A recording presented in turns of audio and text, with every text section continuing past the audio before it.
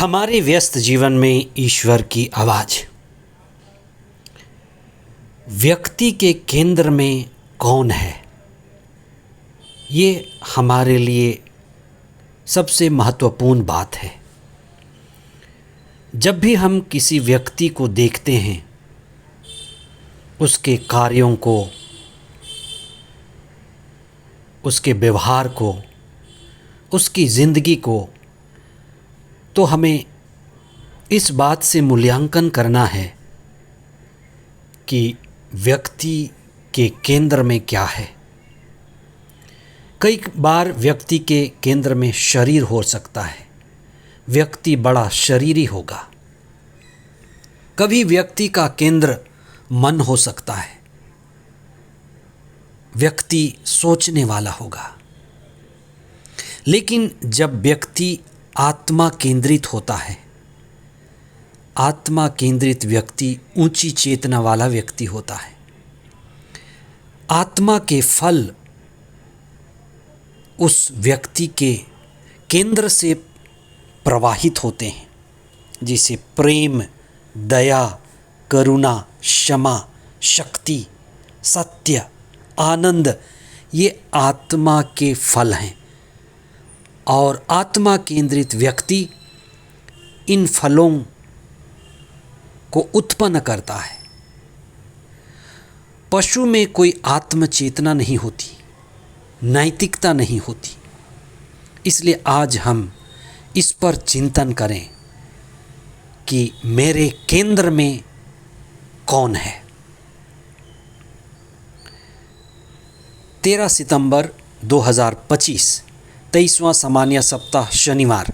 पहला पाठ तिमोथी का पहला पत्र, अध्याय 1, पद संख्याएं 15 से 17 तक, और संत लूकस का सुसमाचार, अध्याय 6, पद संख्याएं 43 से 49 तक।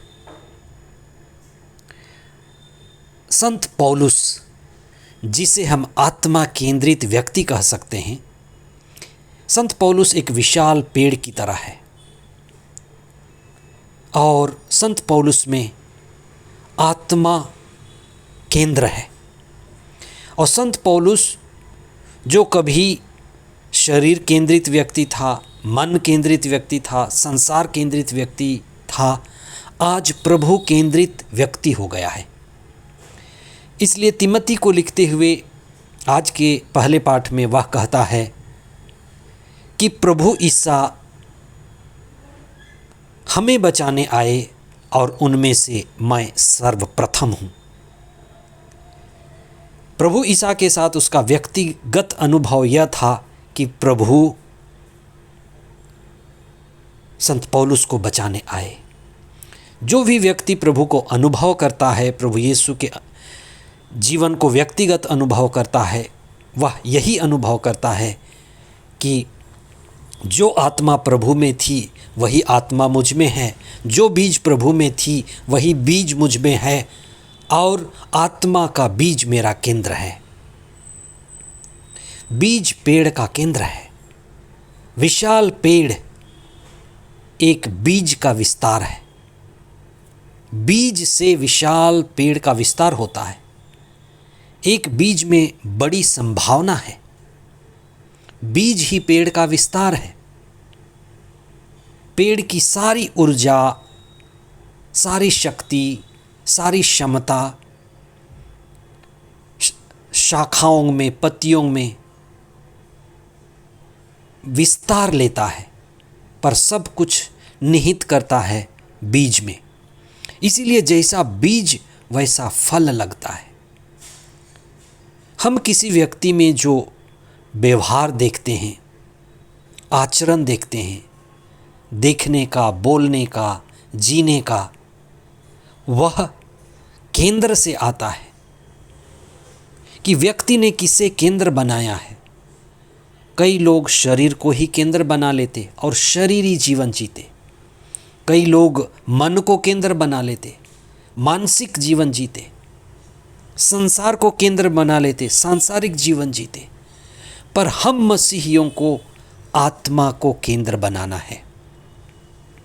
अगर हमें व्यक्ति की बात करनी है तो व्यक्ति के केंद्र का पता लगाना है कि व्यक्ति कहाँ से संचालित हो रहा है, व्यक्ति कहाँ से प्रवाहित हो रहा है। एक व्यक्ति शरीर से, मात्र शरीर से संचालित हो सकता है और वह व्यक्ति पशु के बराबर होगा, पशु तुल्य होगा। दूसरा व्यक्ति मन की इच्छा से संचालित हो सकता है। मन की वासना, मन की तृष्णा, मन की कामना को संतुष्ट करने में वह भटकेगा, क्योंकि मन हमेशा और मांगता है, ज़्यादा मांगता है, नया मांगता है। व्यक्ति के केंद्र में वास्तव में आत्मा है, हम सभी आत्मा हैं। और व्यक्ति जब यह जान लेता है कि मैं आत्मा हूँ, तो व्यक्ति आत्मा केंद्रित हो जाता है। आत्मा केंद्रित व्यक्ति को ही हम आत्म चेतना, आत्म ज्ञान, आत्म ध्यान वाला व्यक्ति, जो आत्मा केंद्रित है, वह आत्मा के फल उत्पन्न करता है। जो व्यक्ति आत्मा केंद्रित है वही प्रभु केंद्रित भी है, ईश्वर केंद्रित है, और उस व्यक्ति के भीतर प्रेम प्रवाहित होता है। प्रेम, दया, और दया से करुणा प्रवाहित होती है, करुणा से क्षमा, और पवित्र आत्मा की शक्ति, सत्य की आत्मा और आनंद प्रवाहित होता है। ये आत्मा के फल हैं।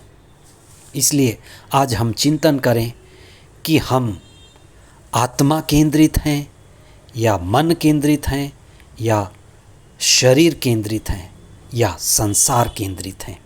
संत पौलुस की तरह, जिसने प्रभु ईसा को आत्मा के रूप में, पुनर्जीवित आत्मा के रूप में अनुभव किया, और वे घोषणा करते हैं कि ईसा पापियों को बचाने आए और उनमें से मैं सर्वप्रथम हूँ।